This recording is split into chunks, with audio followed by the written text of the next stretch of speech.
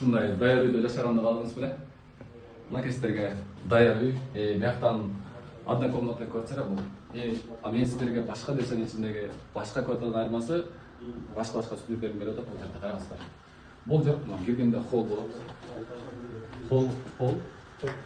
Бияктан бияка келебиз, биякта 3 режимде бияктагы эмелер күйөт. Светтер күйөт биякта. Анан кухняга киребиз. Кухняда уже бүт бат мебель коюлган. Гарнитурлар бар. Биякта болсо уже тиги холодильникке даярдалып коюп койгон. Алып келип коюп коесуздар, болду. Уже суулары иштеп атат. Суунун дагы режимдери бар. Бурап койсоңуздар мындай болот. Мындай элечи, ысык суу, жылуу суу. Вот. Биякта уже эмелердин газ плитасы уже даяр.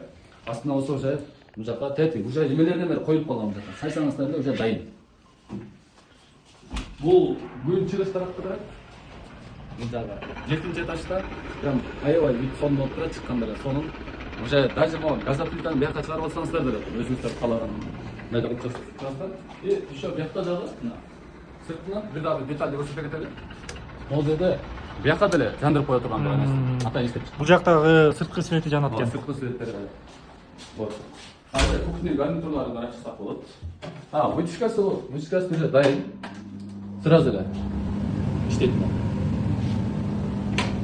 Ар бир режимде өйдө иштейт. Экинчиси эң малды жактары келебиз.